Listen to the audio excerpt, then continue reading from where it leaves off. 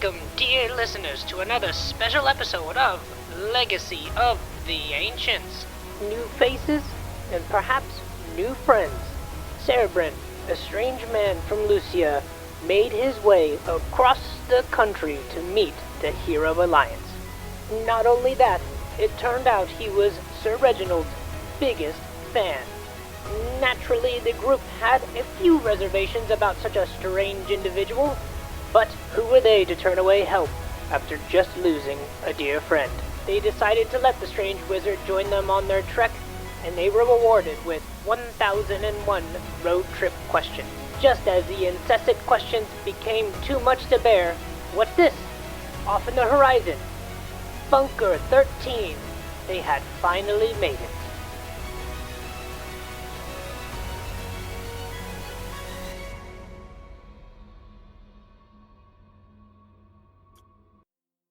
So, yeah, we left off having just gained access to Bunker 13 and making our way down the steps.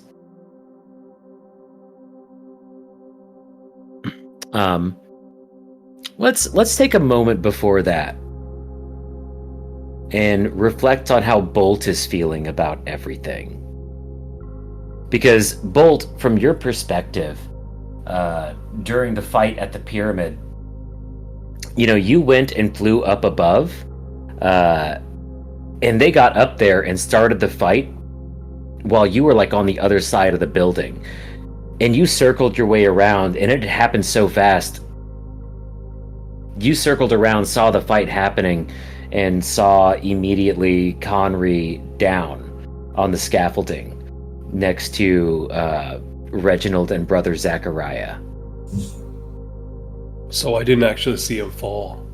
You didn't. You were just barely too late. Do I know who struck the killing blow? You knew it was... You could tell it was Zachariah. Okay.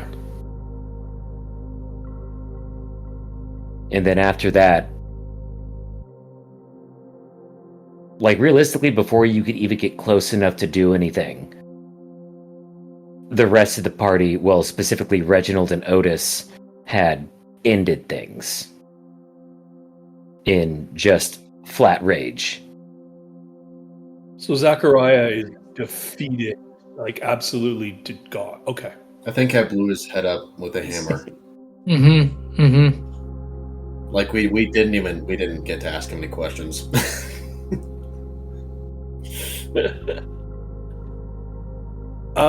Geez, I haven't really processed how Bolt might feel about all this. He was... So to be honest, I'm going to have to do this a little bit above table, and then we can do some in-character stuff.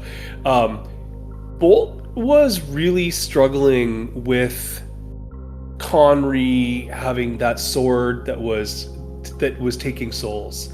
And Bolt was starting to feel that Conry was losing his way, and he was about to reinvest all of his attention in trying to bring Conry back to the light side of the Force, if you will. And so, with Conry having fallen in battle, even though he fell as a hero, taking down one of our biggest nemesis, MSI, Bolt still feels like he hasn't finished that mission of trying to make sure that the group remains balanced and good. So right now, I think he's going to be struggling a little bit through emotions like that he didn't do enough, and that he doesn't even mean in the aspect of trying to save Conry's life. He understands, especially from his time in the World Serpent, that there are certain things out of his control. But he feels like he didn't do enough in terms of helping Conry fight that evil and really find his sort of true self behind all that. All right. Those are good feelings. Is there any discussion happening as you make your way into the dimly lit darkness of the bunker below? I'm specifically not discussing with the fanboy. Walking quickly ahead of him. I was gonna say, I think Reginald's still gonna be cautious. Like, I mean, all of these other underground facilities have had some sort of defenders or countermeasures or something. So Reginald's still, I think, on like, high alert. We're still on mission right now, so I don't think he's really focused talking to anyone. I think he's like, we're not going to stumble at the finish line. Like, we're at Bunker 13, but we're not done yet. So I think he's like focused on the mission right now. Cerebrin is not. This is his first time doing any of this, and so he's at the front with Reginald, where you don't put a wizard. Again, not used to any of this, and is just sort of talking to Reginald the whole way. And so what is your strategy for when we encounter a foe? Are you going to lead the way, and then your squire sort of flanks to the left, and you sacrifice the squire, and then you lunge in, avenging his death, as valiant as it was, and he'll just keep kind of rattling on, clearly nervous, but very excited to be like in this moment with Reginald. What does Reginald have to say about that? I think it'll be, he's still just a day after Connery died. Like, especially when you mention, like, do you flank, the enemy or whatever, and immediately just flashbacks to, oh my gosh, the last person who I put in a flanking position just got brutal. murked, just killed before my eyes. And so I think once you say that, like, Reginald is kind of like, you just learn in time what to do. Keep your wits about you. This place must be dangerous if they've gone through so much effort to keep it hidden. Cerebrin, do you consider yourself his squire? No. I would be enthused and lucky to be a squire. I mean, Otis talks about how much. I mean, this is sort of what he's pined for his whole life, from what I can tell. So, it would be a real disgrace to sort of, take his place. I mean, who would want to have Otis squire them if he was replaced by just someone as simple as me? He would never be able to squire ever again. His life would be over as he knows it. At that point, he's got nothing left.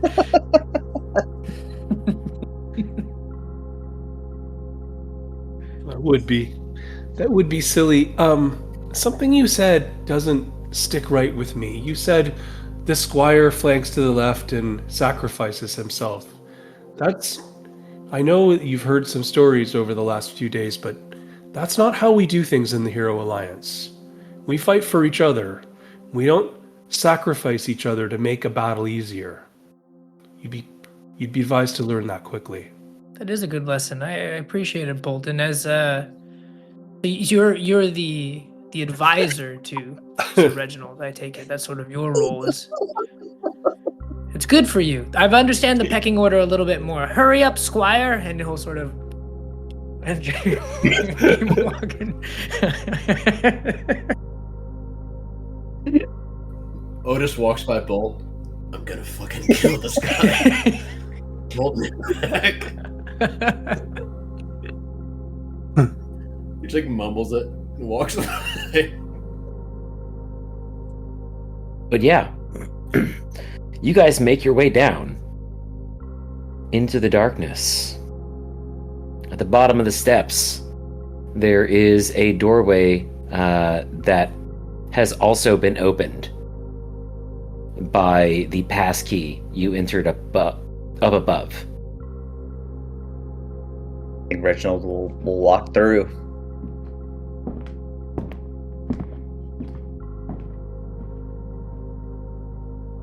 Yeah, he'll be scanning. He's looking around for any sign that this area could be dangerous. Give me perception checks, everybody. That's what I say when I roll a 1. 25 for me, too. All right. Oh, wow. Yeah, 12, 25, 24, 25. As you guys walk forward, your eyes adjust fairly quickly. There is a very ambient, dim light in the next room, which seems quite large. But as you're approaching, you do see two mechanical constructs of some kind just beyond the doors. And as your eyes adjust, you realize they're turrets. However, they appear to be powered down. Oh, I'm sorry. My question was if we've ever seen weaponry like this at any of the other facilities. No, you've seen like ceiling turrets in a couple of places, but these are heavy artillery turrets. These are like 2 tank busters stationed inside the door. Reginald, you know this stuff better than me. Do those look like they were put there to defend against something coming in the direction that we're coming from? Or are they just, like, flexible, for lack of a better word? I mean, they seem like they're pointed towards this entrance, and so my only thought could be that they were guarding whatever's inside. I'll find just like, if I can find like a rock or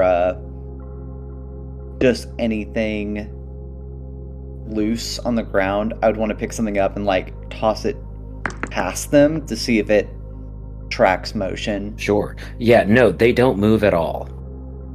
Okay, well, does seem like they're on autopilot. Wait here. And Reginald will hide behind his shield and walk out, to see if the turrets respond in any way. They do not. And you walk into a large room that is in sort of half layers, with the middle being the lowest point, with walkways around it, stairs leading down, and rooms off to the side, and what appears to be almost like a stage on the opposite side of the room. It is, however, filled with ancient technology and electronics and screens that still glow. Walking past the turrets and into this room, I'll silently like wave everyone to like come follow me. Yeah, without hesitation. Bolt sort of flies between the 2 turrets. I will likewise follow right behind Reginald, and sort of turn to the group at large and go, so, I mean, we're here in Bunker 13. Do you know what you were looking for? There seems to be a lot of screens, glowing information. Should we all sort of check each one, or were we looking for something specific? Guess not specific. All right.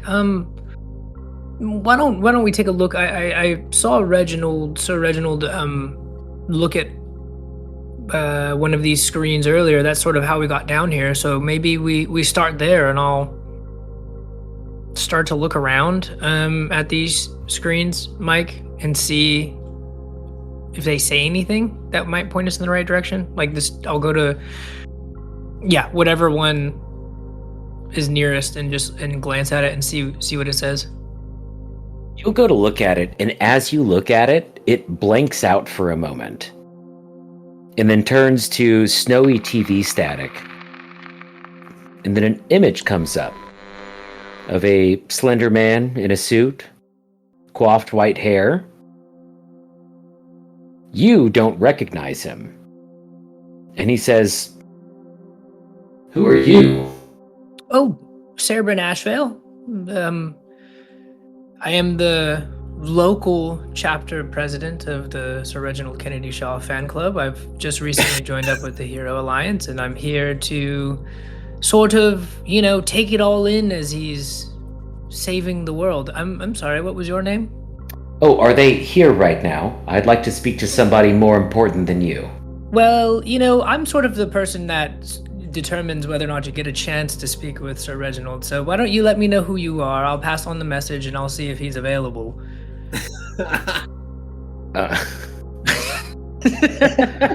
I'm not going to deal with you. And that screen goes blank, and another screen next to Reginald will come on with the same man that you'll recognize as the image of Apollo. Sorry, have you talked to Ashvale yet?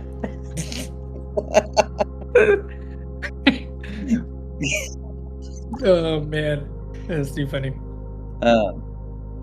Yeah, I'll approach the screen. Apollo, is that you? Yes and no. What happened? We thought you were all lost. Well, the cores are lost at this point, yes.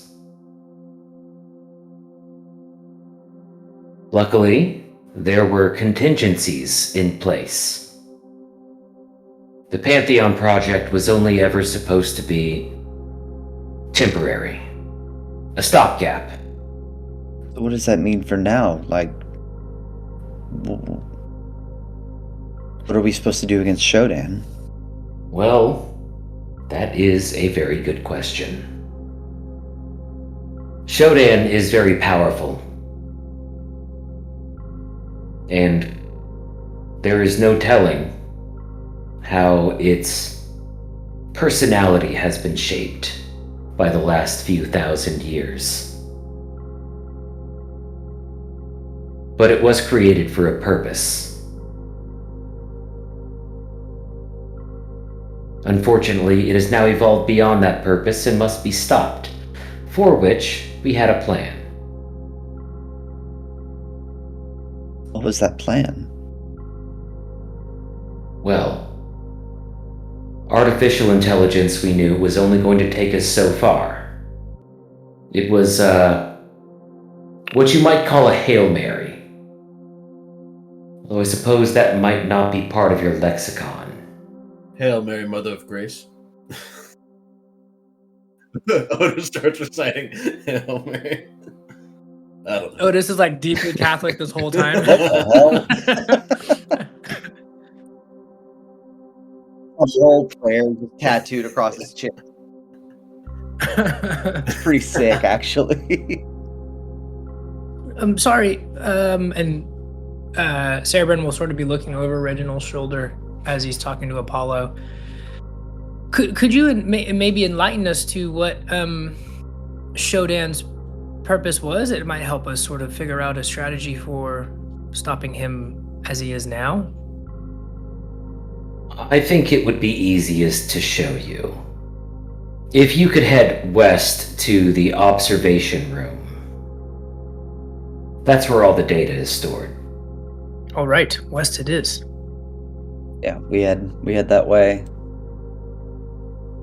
And as you walk into this room, filled with desks and monitors and cables, the monitors come to life, lighting up the room in the soft glow. One of them depicts a generated sort of map. But this map is of the entire planet and its moon. On the other monitor, Apollo appears again and says, "Let me just roll things back for you a bit." And you'll watch the moving image of the Earth and Moon stop, and the Moon will start rotating the other way around more rapidly and more rapidly until thousands of years of rotations and orbits have passed. And in the year denoted 2062, there is a recorded celestial event.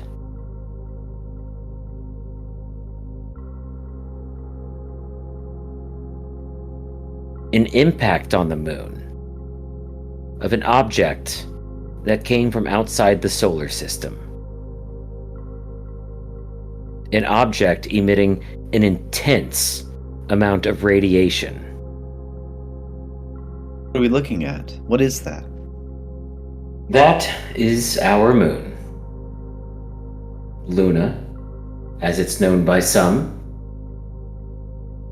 And what hit it was something not just beyond our solar system, but beyond our plane of existence.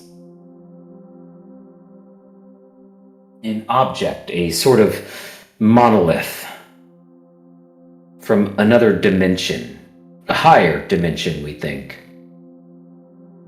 We called it the Zohar. What we were able to learn of it is that it was intelligent and had the ability to warp reality around it. It called itself the Waveform. How much more history do you have? Not much beyond that. I recognized the threat immediately and got to work. With my money and power and position, it wasn't hard to get world governments on board. All I had to do was promise the safety of a few select individuals. That was a lie, of course. Most of them weren't safe anymore. Without any kind of barrier to protect us from the Waveform, it had already begun infecting mankind.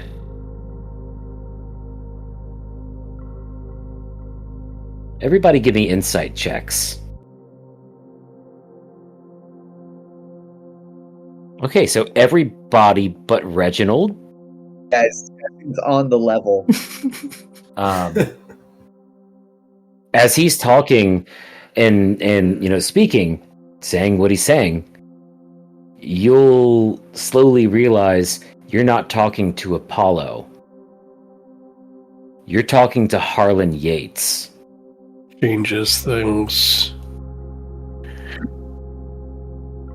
To be fair, I think Cerebrin wouldn't really know anything about this.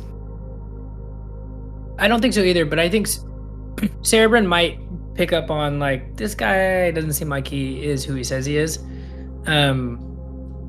So I think he might lean in towards Bolt and... To be fair, he never said he was Apollo. That's true. I think he would, in that case, he doesn't have a lot to go on. He would just lean in towards Bolt and Otis and sort of whisper, I'm getting a bit of a bad feeling about something. He seems maybe a bit duplicitous. I don't know. I'll follow your leads, but something seems off. Yeah. Trust your instincts. And then Bolt's going to address Apollo. I know that that's not Apollo, but and say the waveform. Then is that Shodan? No.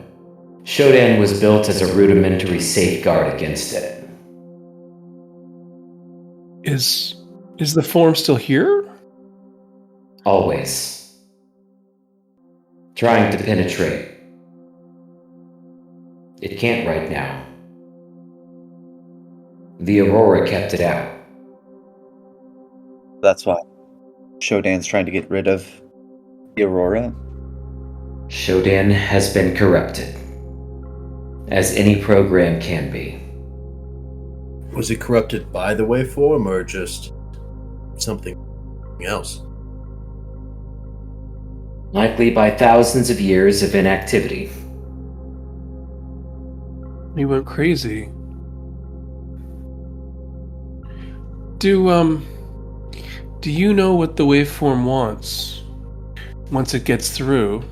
What's it trying to accomplish? That we don't know, and quite frankly, is likely beyond our comprehension. It is, however, whatever it is, a greater organism than us. Could you even be considered an organism right now? In the digital sense. Who are you, really? When I came in here, I assumed you were Apollo, but you're not, are you? No, Apollo was based off my likeness, though. My name is Harlan Yates. I'm sure you've heard of me. There are a number of copies of my consciousness spread out. Harlan, if the waveform gets through, what does that mean for you?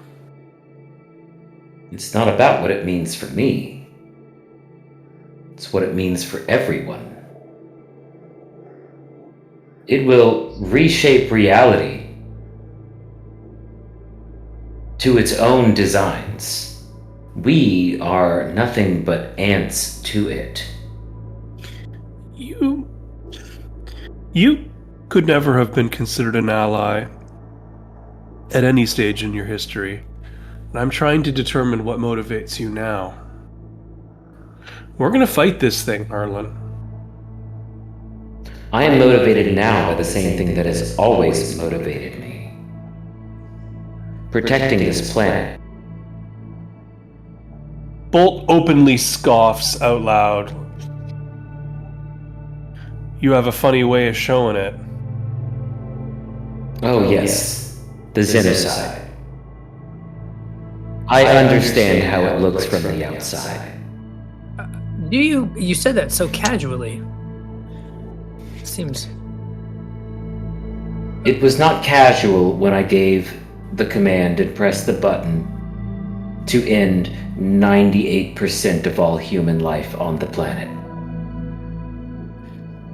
And not just humans. The repercussions of what you did have rippled across the planet in all this time. Understand that all of those people had already been infected by the Zohar before I could raise the shield. Then, pardon me, as I'm sort of getting caught up to speed on these things. Shodan was originally meant to help shield us from this. So is the plan now not to destroy Shodan and perhaps bring it back to its previous form and make it shield people again, and then we destroy the waveform? Do we try to destroy both? And he sort of looks at the group, like as he's grasping at straws, and goes, we seem to be fighting two fronts, and you're the one that I get the sense holds all the cards when it comes to the information. So what direction do we go with this? Shodan's purpose was not to defend the people. It was to combat the enemy. Only now he thinks all of us are his enemy. A volatile and violent program gone mad. As I said, artificial intelligence was always meant to be a stopgap. Things just took a little longer than I planned them to. Even if we stop the waveform, Shodan represents an existential threat. And if we stop Shodan, then the waveform represents that same threat. Not with what's hidden away here. Harlan, do you know how to stop it? This was our ultimate backup plan. You mean Bunker 13? Yes. And what's contained beyond the blast doors to the north. Can it stop Shodan? It can. And it will usher in a new era. Well, it feels, and then he'll whisper to Reginald, I think he did that once already. When you say usher in a new era, are you talking about another purging? No, not at all. This was the goal all along. the Pantheon project was really only meant to guide the new caretakers of the world after the purge of those infected. They were never meant to last this long. What does that practically mean? The ultimate goal was to put that power in the minds and hearts of the people of the world. Guys, we can't trust this man. He's evil, and he wields power, and he might even not be. He might be telling the truth about this weapon. But anything we do to align ourselves with Harlan, we're doing against every other creature on the planet. And I point at him accusingly with my finger. I know who you are, Harlan.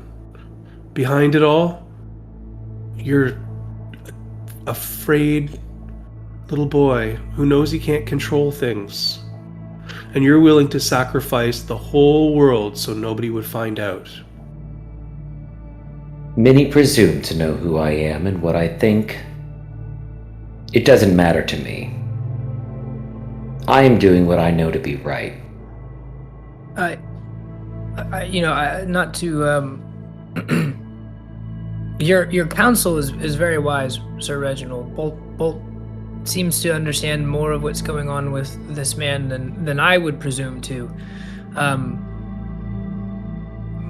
I think maybe we do proceed with caution to see what's behind these bunker doors, right? We've made it all the way here. You all lost a companion in your attempt to get here, so we might as well look at the very least. And if I'm honest, I really can't think of anyone else better than you, Sir Reginald, to have that sort of power. So if we could just sort of bestow it onto him only and then sort of see where it goes from there, is that... raise your hand if you think Sir Reginald should probably be the first to hold this power, and then if he sees fit to sort of allow the rest of us to... Nobody else? Okay, I'll put my hand down. Your first mistake was assuming that this is a weapon. It's not a weapon. It's an antivirus. And if you don't believe me, she can explain it to you herself. Who? The antivirus? Yes. Why'd you make all these things have personalities? Were you that lonely? I'm just so confused. An important part of protecting others is empathy. But couldn't she then have been corrupted too? I mean, she's been sitting here for thousands of years. Untested. It was a risk. And I think you'll see one that paid off. Guys, there's too much at stake. We have to look at the weapon. But we're not doing it under any conditions from this man. He doesn't get to tell us how to use it. He doesn't get to tell us where to use it. You need us, Harlan. How could I? I'm code in a screen. I'm not here to control anything. Just point you in the right direction. All right, I say we look. We might as well take a look, see, and then Cerebrin, I guess we'll sort of turn and start to walk towards the area that Harlan's trying to get us to go to. But as he does, he'll walk up next to Otis and say, Otis, your point about the AI, the antivirus possibly getting corrupted too and making you were a sharpshooter in there. Well done. It was such a great point. It was excellent. Your studies under Sir Reginald have been going so well, and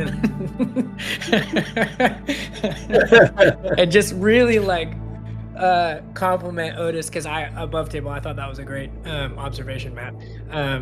But that's not how Cerebrin's going to deliver it.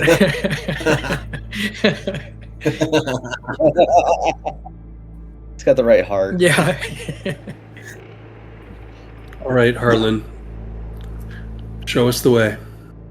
Very well.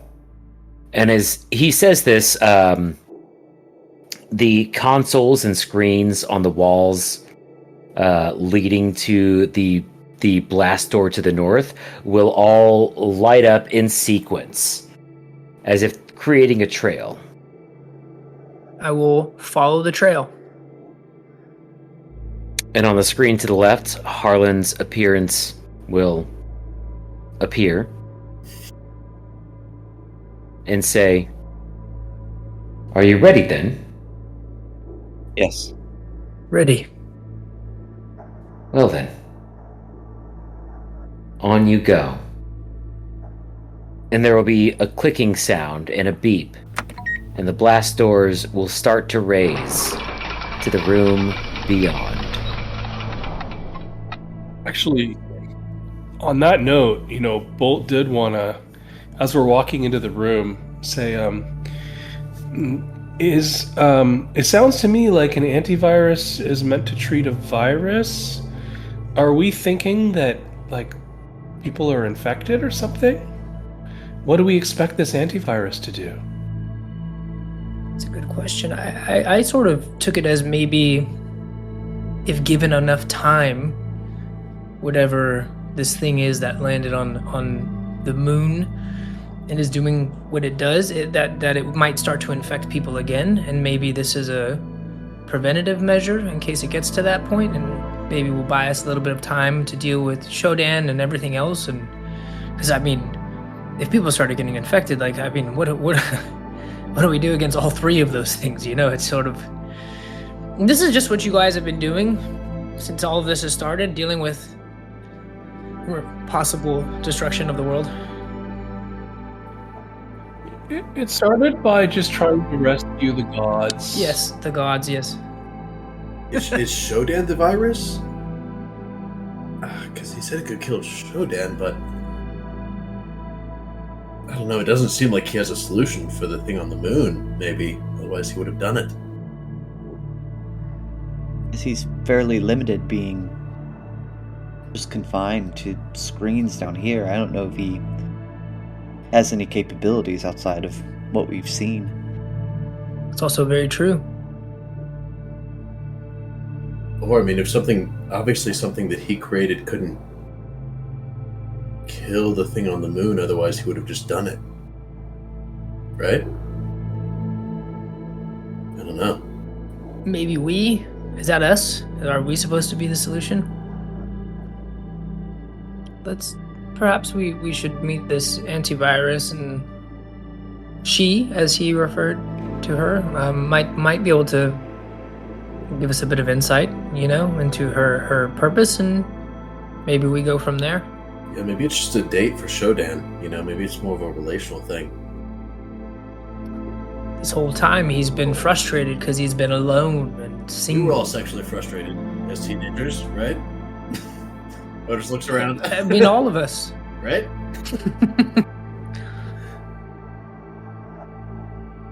Guys, I have another theory.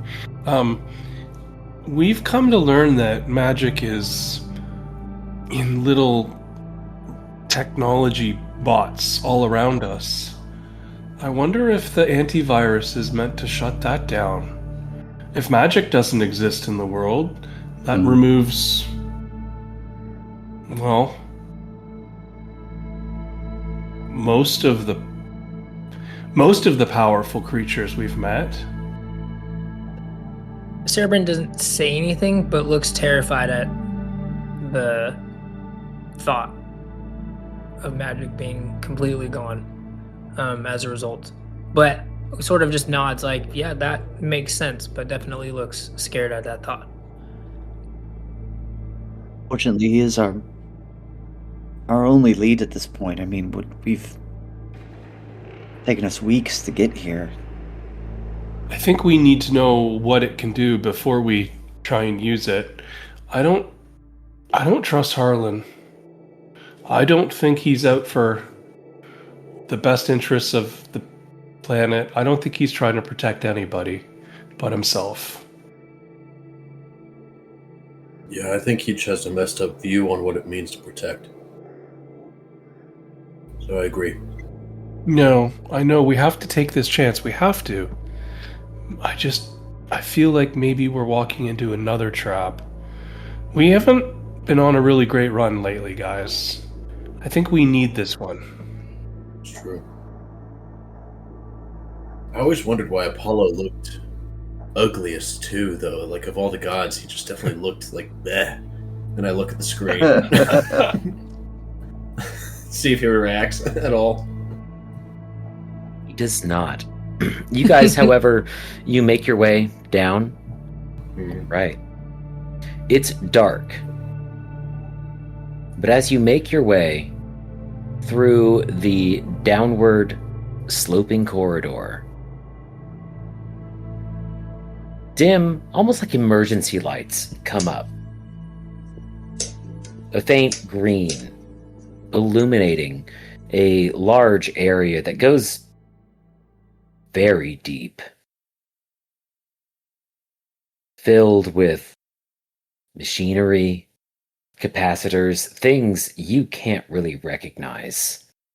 The first platform you walk into, you look to the left and right, and you see 4 large pods with glass domes over them. As I scramble up to the pod to try and get a look inside, is there enough light for me to see? There is a person, male, Oh god. not dead. Oh.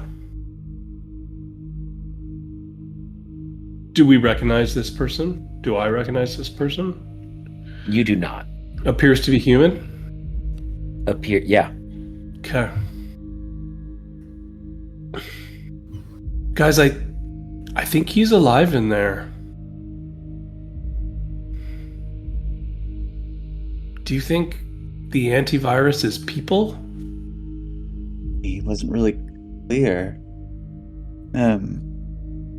Harlan, explain this. Explain yourself. there is no answer from Harlan.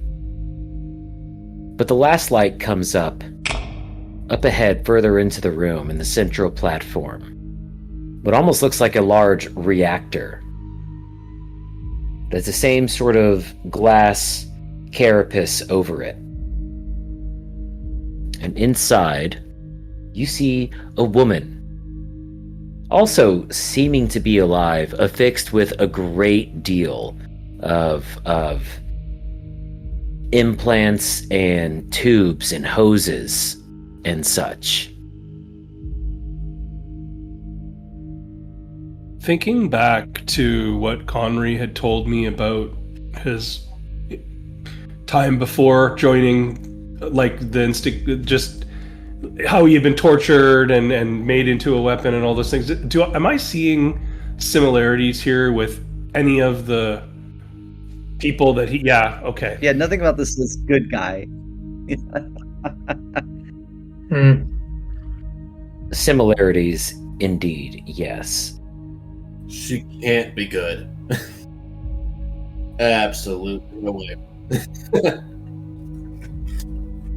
And then her lips move, and she speaks almost directly into your mind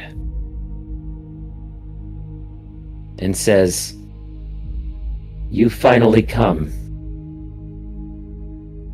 You waiting for us? Were you expecting us? For a long time. Who told you that we were coming? It is in the patterns. One was always going to come. We did not know when. We didn't all make it here, you know. There were supposed to be 5 of us.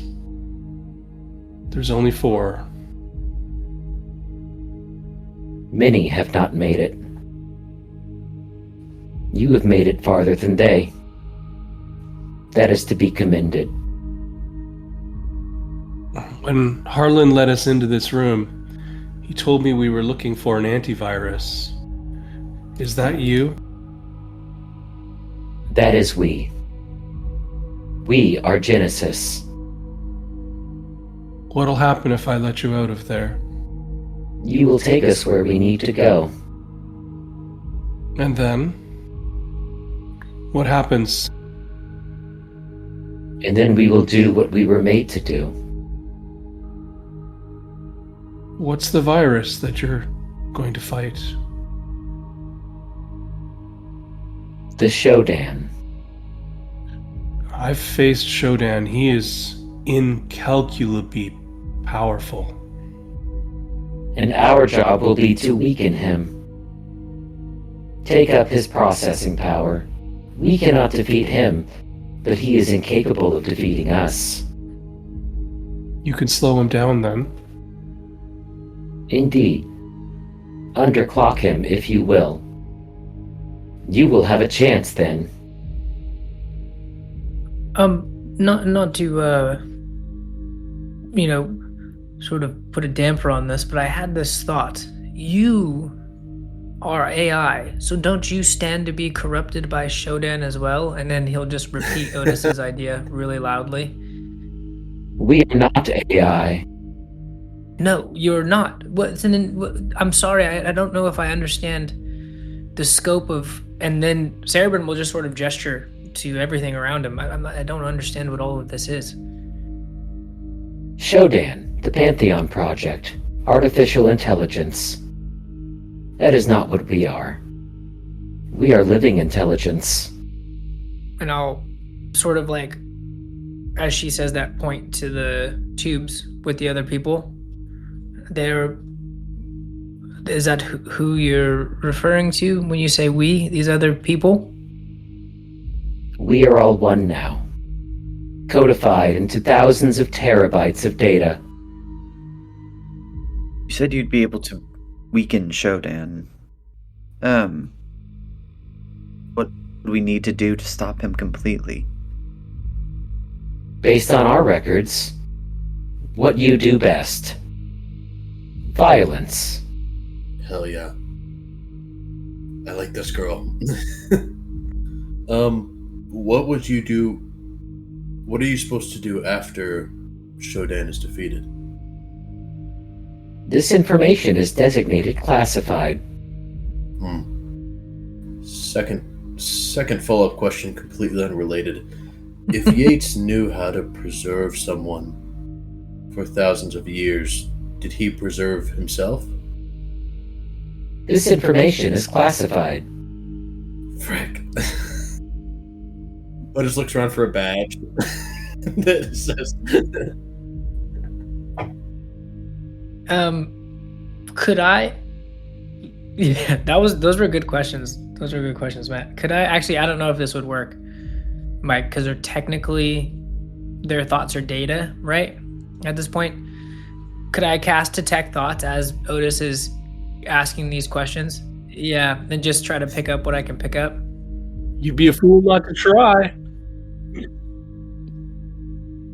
Yeah. I'll require... A con save since you're tapping into the worldwide database. Let me see. It's not going to make a save, but you can probably make a check. Yeah, give me an Arcana check. To essentially, push through the code in psychic emanations and etc. Sweet. I don't like the 16. I got a plus 10. I'm going to burn my inspiration for the session on this one. Because we've gone a long time without an intelligence-based character. And there's no chance my first intelligence-based roll is going to be a 6. There's no way. Oh, an 8. Even better. Oh my god, an 8. Yeah, I'll take the Bardic. I'm gonna Bardic inspiration you as well. What is your Bardic now, Jordan? Is it a D8? I think it's still a D8. I forget when it becomes a D10. It was a D8 last time. I'll go with the D8. We'll use that for now. 26. We're good. Oh, perfect. Come on. Hell yeah. 26. Arcana. Yeah, you get blocked off mentally by like a Matrix-esque wall of code. And you just sort of squeeze your way through, brute force your way through, to get to just some of the surface level thoughts of this thing. And it's overwhelming. voices, multiple voices from every direction, speaking over each other, all comprehending each other, but you are lost in the cacophony. But you do pick up a few things from the torrent that mostly come to you as images and visions. You see the fall of Shodan, the return of the Aurora, and then the fall of the gods. You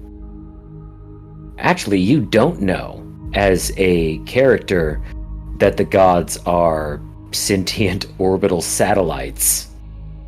You just watch these satellites start to fall from the sky and crash into the ground, wreaking havoc and destruction, and as they do, the explosions they make freeze and crystallize, beginning to float above where they fall.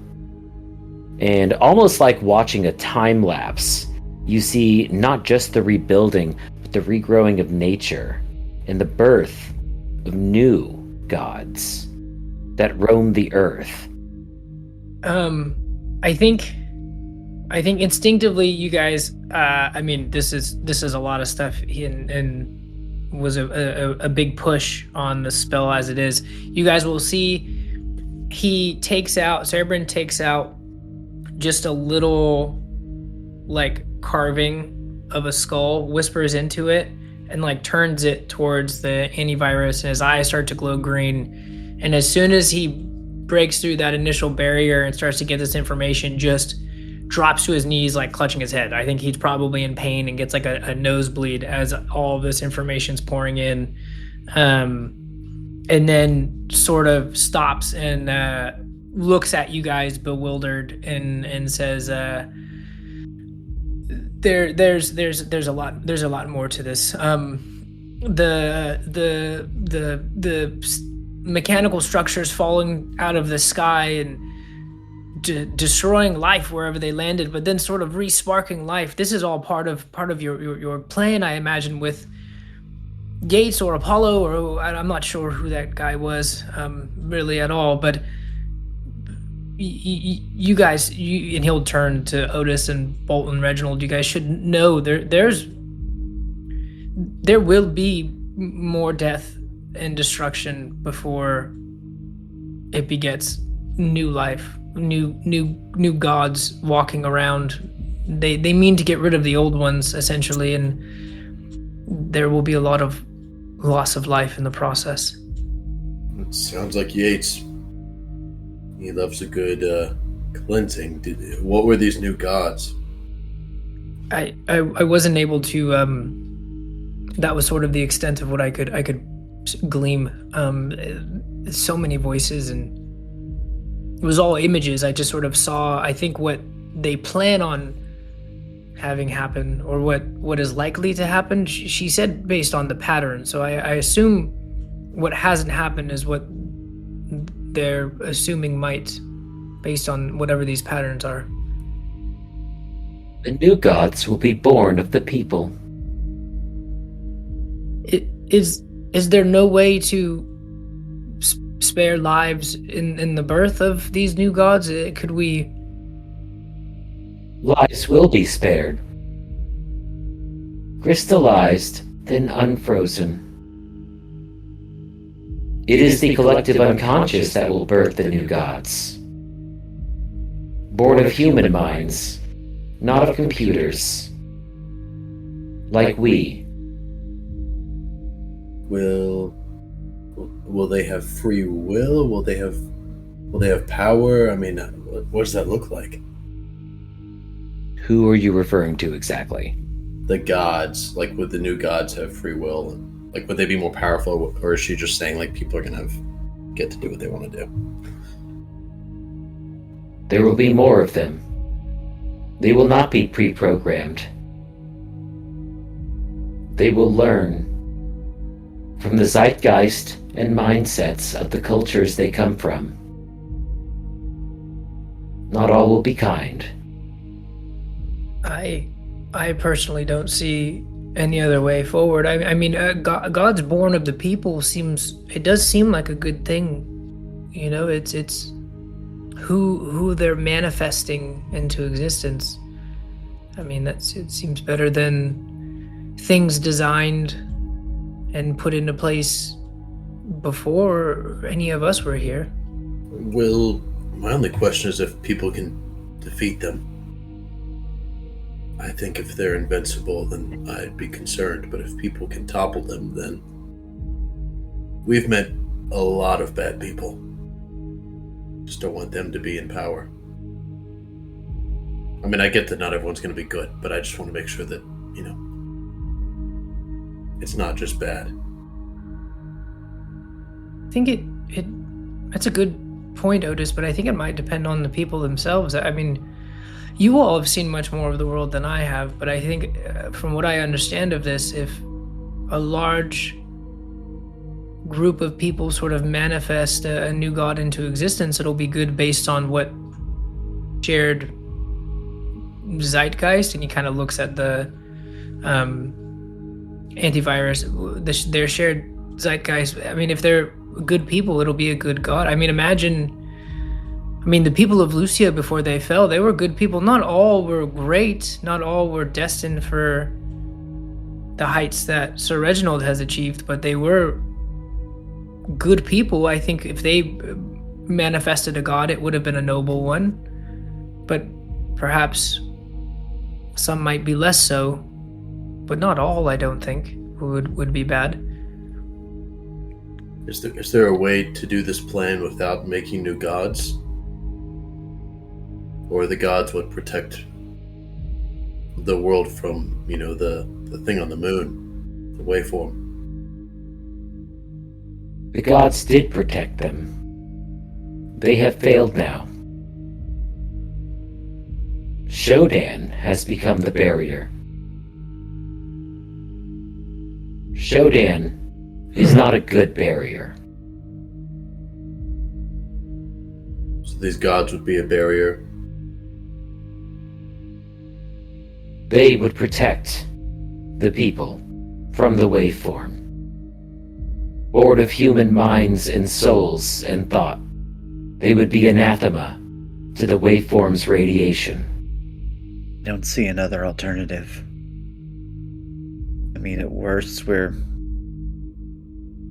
trading one evil for another, and if that's the case, we'll fight that one too. Could they defeat the waveform? Or just protect against it? Only protect. But indefinitely. Self-propagating gods. Self-propagating? I've heard if you do that too much, you might go blind, so we should warn them ahead of time. Is there a spot on your palm? He hides his hands. No?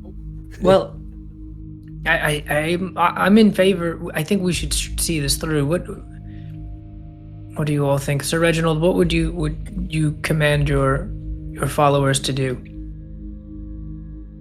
Reginald tries not to chuckle. I think we take her with us. I think, if we did decide to utilize your plan, would you need to be inserted in the console in Lucia, as the other gods were? We would need to be directly connected to Shodan. Back to Lucia, then. I want this to be a unanimous decision. If there's any hesitations, I think we voice them now. Well, I don't know, Reginald. This is tough because something about it doesn't feel right, but kind of like what was said earlier, it's probably the lesser of all evils. I think we can handle anything that comes, so I'm in support. Otis? I mean, I get the end goal, but we'd be killing, what, thousands? If these satellites came down? Most likely. Why don't we just push the moon away? I mean, there's got to be something else, right? Like, what? I mean, we're already losing. I get that. They haven't stopped attacking. Yeah, but are we going to sign off the lives of thousands for a plan that we didn't make against some evil that we don't even know if it exists? It's just sitting on the moon. Otis, I don't know what else we can do. I am at a loss. We've worked for weeks to get here because this was the best lead that we had. If there's any alternative, then I would love to hear it, but I can't think of anything else. What would Connery say? Connery would want to whoop everyone's ass. I know that. Especially the thing on the moon. Connery would be on the first trip to the fucking moon. Are you kidding? His first thought, I thought it's so funny because as a character who's definitely not Connery, I was like, man, I want to go to the moon. Connery would want to go to the moon and fight that thing. For sure. I think he would tell us to go with our gut and trust our instincts, and I mean, we did that the first time, and that's what caused Shodan to happen in the first place, so I don't know. I think this is our only option. I think if I learned anything from everyone who's been with us, is if we're given just one or two options, there's at least a third. I mean, Yates is a guy who died 2,000 years ago. Why is his solution the one that's going to save us? That doesn't make any sense. There was the time we went to the space station. I don't know if that is an option. It's probably pretty close to the moon. We can probably jump from there. I don't freaking know what's going on here, but I don't understand physics, but this is crazy. This is wild. All right, guys, look. I think we need to make a decision. This is the closest we've been to a solution, and I think even if it doesn't get us all the way there, it still moves us closer. You know, we talk about good and evil, but those are really just words used to describe outcomes that we want. And I want Shodan eliminated. That makes this good, even if we're working with Harlan Yates. Enemy of my enemy is my friend. And I don't care if we work with Harlan Yates, and I want Shodan defeated more than everyone. He's eating up my entire ancestry. But if one of those satellites crashes down on your hometown, on my people, and kills them all, Yeah.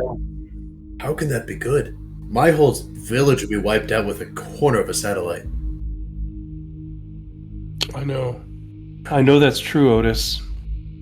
And I don't have a witty way of replying to you.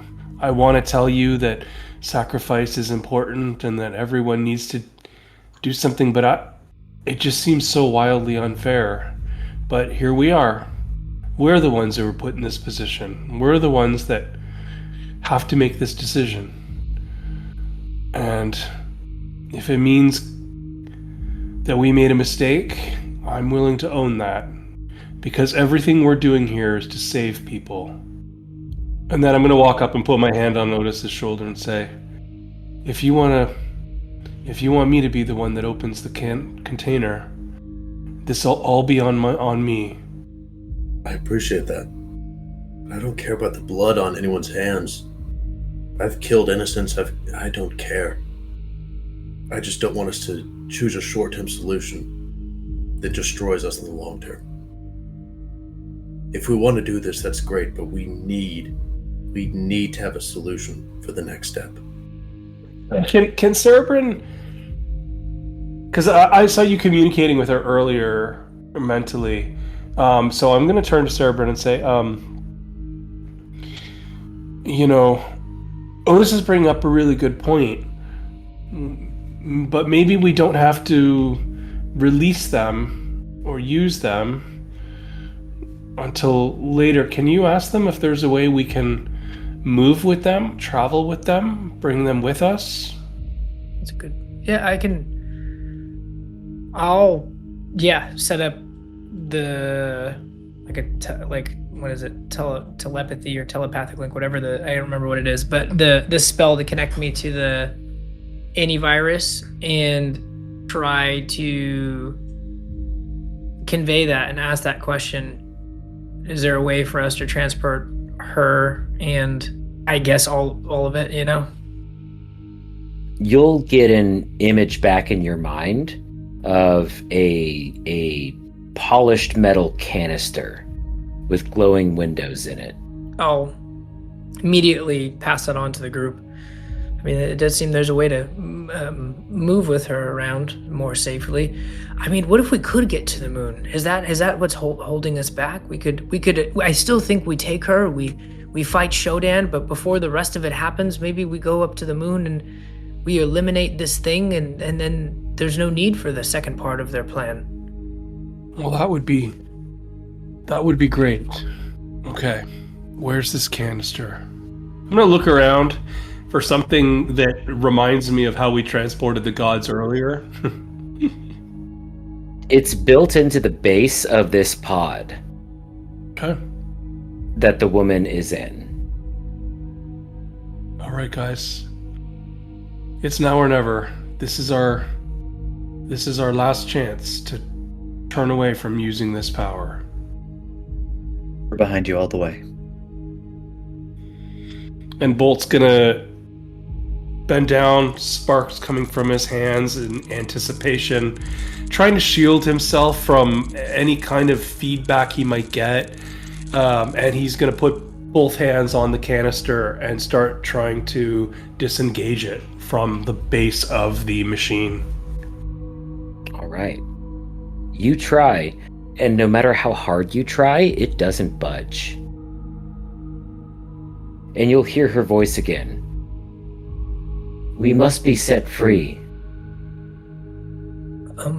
Is there like a button that is responsible for that somewhere? And I'll start to look around to see if there's like something to hit. It must be done manually. All right. I'll warm my hands up. Okay, tell me, where do I begin? What does Cerebrin need to do? Yeah, what do you need me to do? Climb into the glass sarcophagus with you? The four, like, the ones at the front of the room, the four mechanical sarcophagi that the other bodies were in that were hooked up to this main reactor that the woman is in, all light up. Give me insight checks, just for funsies. Just for funsies. Oof. We're back, baby. Oh, what is that? 8, 4, 8, 17. Okay. Yeah, 8, 4, 8, and 17. So Reginald with your 17. It'll occur to you that you're not talking to a single entity. You've been talking to all of these people as one this entire time. These 4 pods that have had, or that have had people in them, or have people in them currently? Have currently and have had people in them for thousands of years. This is what they meant by living intelligence. It wasn't programmed. It's their minds, brought together into one digital entity. I'll go over to one of the pods and just look inside for a second to see what I see, but then look and see if there's a mechanism for opening it. There is a mechanism to open it, and as you look inside, you'll see the man inside Weakly, of course, his eyes are now open, and he's just looking at you. I'm gonna cast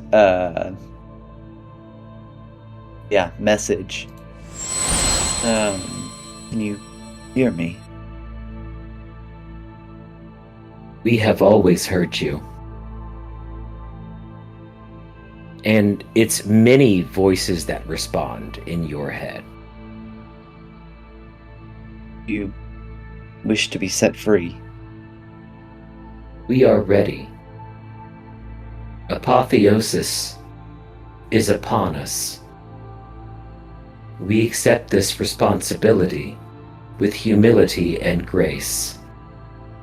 Reginald will slowly move his hand to the mechanism and open the pod. You open the pod. The man still looking at you begins to gasp,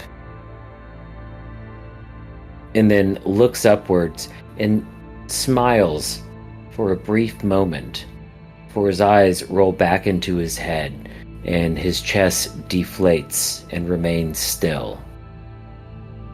There is a pulse of energy from the cable that connects his pod to the main reactor. I think we need to do it for all of them. Yeah, I will follow Reginald's lead and open up the one adjacent to him. All right. You follow his lead, open it up. Inside, this one is a woman. She looks at you, and her lips move ever so slightly. You may give me a perception or insight check, your choice. Let's go with perception. Yeah, dirty 20 for me. She's mouthing the words, "Thank you," Ooh, okay. as she goes limp, and another pulse surges from her pod to the reactor. I'll go put up the next one. You open it up. Pod opens. The figure inside gasps for air, which the others didn't do. He looks at you and weakly reaches out an atrophied arm. I'll hold my arm out to grab his hand.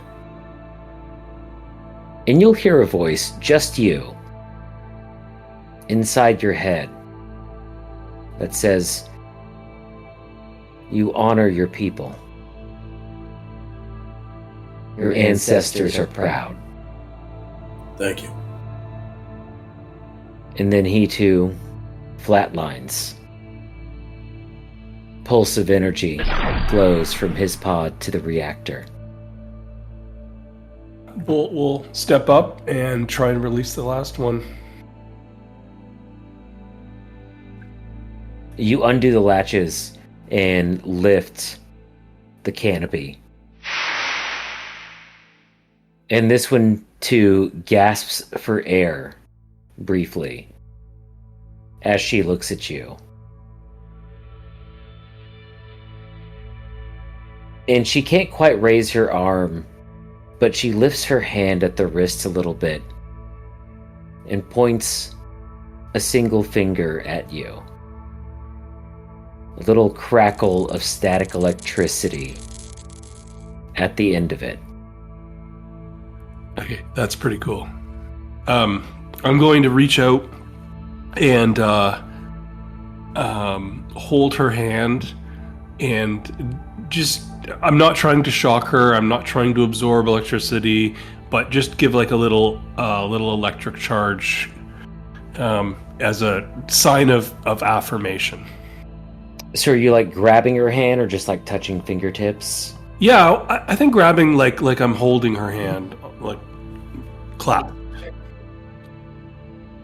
Yeah, you'll grab her hand and you'll feel, it's not a shock, it's just that, you know, like rubbing your palm along a CRT television screen that just turned off and feeling that static move through you.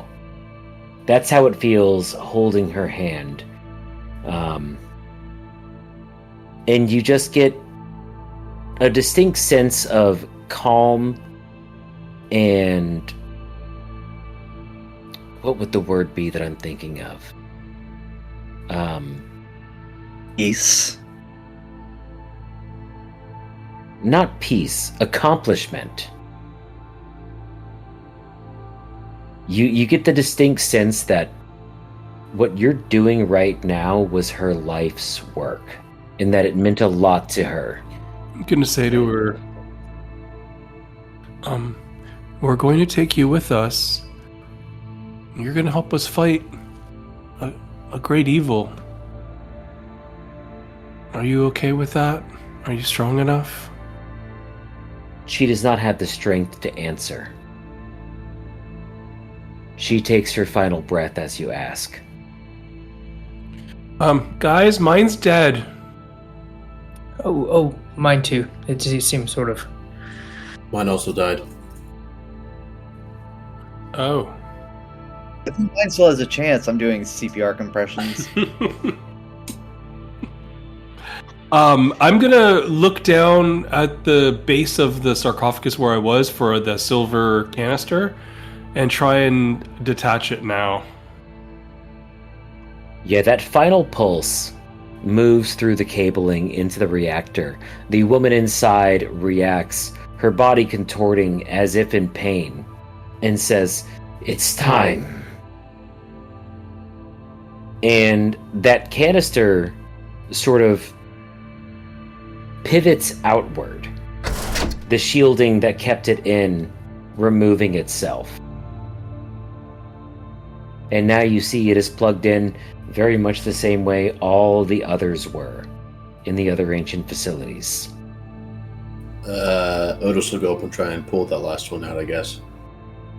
You place your hand on the handle, twist it to unlock it from its socket, and pull. It comes out. The windows on either side of the cylinder glowing a bright neon green as the rest of the chamber goes dark. I don't know if any of us have a bag of holding anymore. You would have got it from Connery's body. I don't think he wouldn't have insisted on being buried with it. He would have told you there would have at least been a list of the contents in there so you guys could access everything that he's been putting in there, like the amount of booze and everything else. But yeah, he would have definitely left it. So much chocolate. Everything's coated in chocolate. Yeah, just so much chocolate. So much chocolate. So much chocolate. Reginald, did you have the bag, or who has the bag? Weird, who's strangely organized about this. I could be holding it. I'll hold it out for you to set the canister in. Got a couple of questions for Yates as we walk out. If I don't know if y'all do too, but No, I'll come with you, but if I never talk to that man again, that's okay by me. yeah, I feel like everyone we've met in the past has hated Yates. I don't know what his problem is. Yeah. It's like every facility we entered, it was like, frick you, Yates, how dare you do this to me? Kind of whack. I mean, for funsies, give me insight checks. Well, if it's for funsies, Only because funsies. For funsies. Yeah. It's a little fun. If it wasn't for funsies, I wouldn't even want to do this. I'm not doing great. What is that? Good news, everyone. I rolled a nat 1. Wow. 13, 2, 11, 4. Yeah. This is for blinded age. Mike, this isn't as funsy as you made it seem. I was promised funsies. Otis, as you're saying this and thinking this, you start to think back on, what you know and what you've learned. Yes, Yates is responsible for the immediate death of nearly 100% of the planet's population. But he was also apparently fighting a greater evil. One that nobody else knew about. Or would believe him about. I think that there's a very brief moment where Otis can put himself in those shoes and say, what would I do to protect the future of this planet? What would I sacrifice to protect the future of this planet? If I was the only one doing something about it. Yeah. And you may not agree with what he did, but I'd like to think that in part, Otis would at least understand. Yeah. That this was a man working with what he had. Yeah, I think Otis fully understands. I think Otis, there's part of him that's like, okay, the lesser of two evils, you're still choosing evil, and there has to be another way. Like he has that just ingrained in him of like, all right, break down the wall of the public. It's got to be something else. But I think he also fully understands like that was the best choice that Yates could make.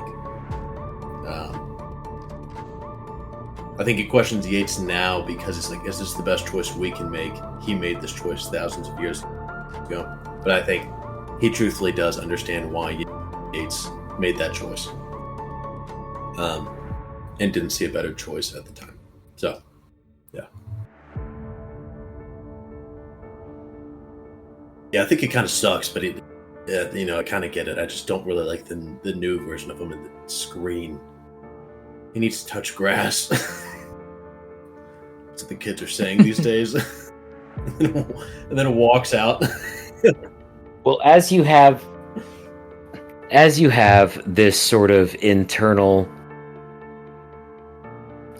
ethical monologue where you empathize and see through his point of view, as you're making your way out of the facility, he'll appear on some of the screens as the facility is actively powering down. On what appears to be the balcony of an ultra-modern architectural style house built on a meadow with a little pond and trees and flowers.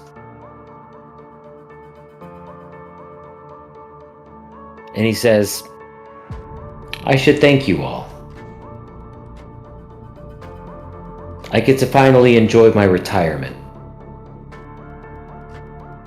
Where are you? Are you retiring to the digital world, or what's that look like? I'm not connected to the network. Just here. When the lights go out, so do I. And if you don't mind, I have a daiquiri waiting for me. And a lovely view. So thank you for that. One quick question before you go. You're the smartest man that I'm sure has ever lived. And I don't mean that sarcastically. Is there a chance that there is another solution in the long term besides the ones that you... I have run so many calculations over the past nearly 3,000 years. As far as I can tell, there are very few outcomes. The complete annihilation of all life on the planet, or the near total annihilation, once again. That's fair. Thank you. Very good then. Good luck in your journey. I've done what I was left here to do, and I would very much like to enjoy the last hours I have. I'd like to watch Gossip Girl. I don't know the show, but it sounds great. Sounds like something you can really just turn on and chill out to. You can really turn your brain off. Something I haven't been able to do for thousands of years. If I have time, perhaps I'll try Supernatural as well. You'll need a while for that. There's a lot of seasons. Yes, well, the difference between your perception of time and mine is quite different. I have another good 10 years here in my time. I'm pretty significantly underclocking just to speak with you. That's fair. Well, I'll get out of your hair, but I don't agree with what you did, but I appreciate what you did. I never expected anyone to agree. Enjoy Gossip Girl, and I hope you can choose between Sam and Dean in Supernatural. He turns around. I should know about them. I look at the camera. Or should I? Good luck on your journey. I hope you are successful. Thank you. Yeah. I'll give him space to enjoy his last few hours or days in peace. And then you guys head out? Yep. Yep. All right. With the canister in tow, you leave Bunker 13 out through the Atlanta Mall ruins. Find your car. Who's driving? Guess I'll drive. I support this decision.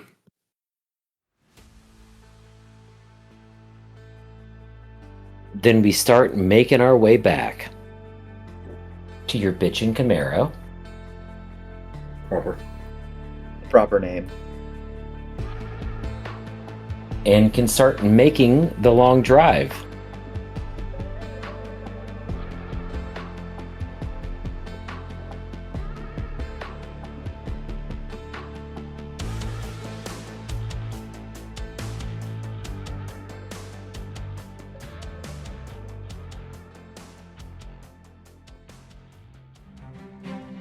This was Dumpstat, a D&D podcast hosted by our DM, Mike, with players Derek, Jordan, Matt, Todd, and me, Jeff. Be sure to follow us on social media, and if you like the music and sound effects used, check out the episode description for all the info you need.